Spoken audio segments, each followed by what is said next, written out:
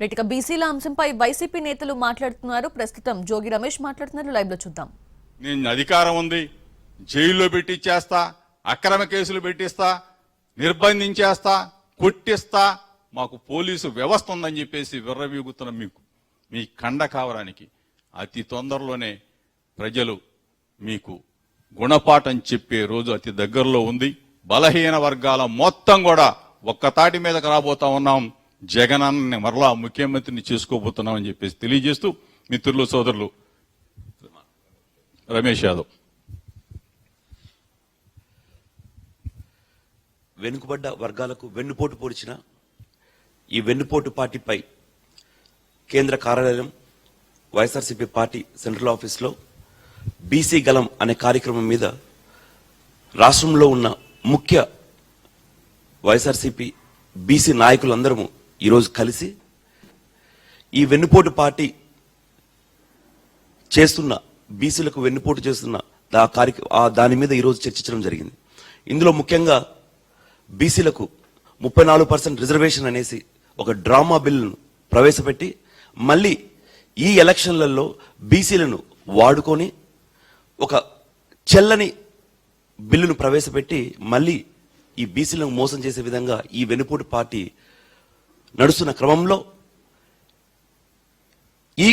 ఈ కార్యక్రమంలో మా బీసీలందరం, మా బీసీ ముఖ్య నాయకులందరం మీరు ప్రవేశపెట్టిన ఈ బిల్లు, ఈ జీవోను, ఈ 34% రిజర్వేషన్ బిల్లును మీరు ఇంప్లిమెంట్ చేస్తారా?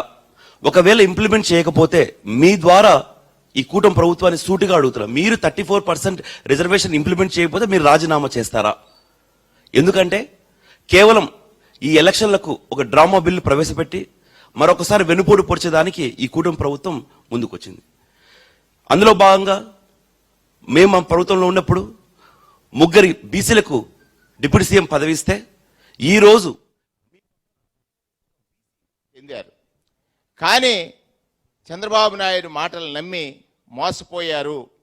2.5 సంవత్సర కాల పాలనలో బీసీలకు ఇచ్చిన హామీలను అమలు చేయనటువంటి చంద్రబాబు నాయుడు, బీసీలు గత ప్రభుత్వం ఏదైతే బీసీలు ఎదుగుదలకి తోడ్పాటు కోసం అందించినటువంటి పథకాలను నిలిపివేయడం ద్వారా బీసీలు ఎదుగుదలను అడ్డుకున్న విధానం, దానితో పాటుగా బీసీల ఆత్మగౌరవానికి సంబంధించిన అంశం ఏదైతే బీసీలు ఏదైనా ప్రభుత్వం నుంచి ఒక పథకం పొందాలంటే పథకానికి అర్హులైతే ఆ పథకాన్ని పంచే సమయంలో బీసీల ఆత్మగౌరవాన్ని కుదవ పెట్టుకుని ఆ పథకాలు పంపిణీ చేసినటువంటి తీరుపైన కూడా చర్చ చేయడం జరిగింది.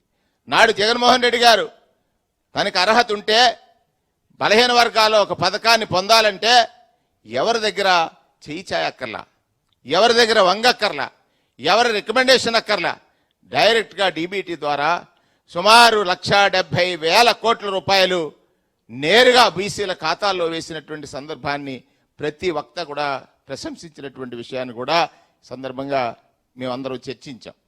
ఇవాళ బీసీలకు ఇస్తానన్నటువంటి ప్రతి పథకం మొదటి సంవత్సరం ఎగవేత. బీసీలు ఏదైతే ఎదుగుతారో విద్య ద్వారా ఆ విద్యకు సంబంధించినటువంటి అమ్మఒడి మొదటి సంవత్సరం ఎగవేత. తర్వాత బీసీ రైతులు ఉన్నారు, రైతు కూలీలు ఉన్నారు, వారికి రైతు ఏదైతే అన్నదాత సుఖీభవ అని పేరు పెట్టారో అన్నదాతని దుఃఖీభవ అంటే అన్నదాతలు దుఃఖంతో బతికేటట్టుగా చేసి మొదటి సంవత్సరం ఎగవేత. అలాగే చేనేత కార్మికులకు సంబంధించినటువంటి ఏదైతే 20,000 రూపాయలు ఇస్తానంటే 25,000 రూపాయలు ఇస్తానన్నటువంటి వాగ్దానం ఉందో మొదటి 2 సంవత్సరాలు ఎగవేత. మత్స్యకారులకు సంబంధించినటువంటిది సంఖ్య తగ్గించినటువంటి విధానం అన్నీ చూసిన తర్వాత ఒకటే తీర్మానం చేశాం, వీటన్నిటినీ మా వర్గాల వారికి చేరవేయాలి.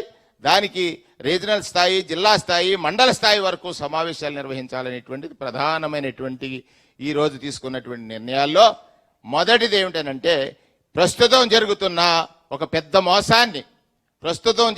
మోసాన్ని మా వారికి వివరించడానికి, బీసీ వర్గాలకు వివరించడానికి ఇవాళ చంద్రబాబు నాయుడు గారు జీవో నెంబర్ 105 తీసుకురావడం ద్వారా ఏదైతే స్థానిక సంస్థల్లో గత ఎన్నికల్లో ఆయన ఇచ్చినటువంటి మేనిఫెస్టోలో 34% రిజర్వేషన్లు అమలు చేస్తాను, దానికి చట్టబద్ధత తీసుకొస్తానని చెప్పినటువంటి చంద్రబాబు నాయుడు గారు ఇవాళ 105 జీవో ఇచ్చి పాలాభిషేకాలు చేయించుకున్నటువంటి తీరు చూస్తే ఆ రోజు 34% రిజర్వేషన్లు అమలు చేయాలని జీవో నెంబర్ 175 ఏదైతే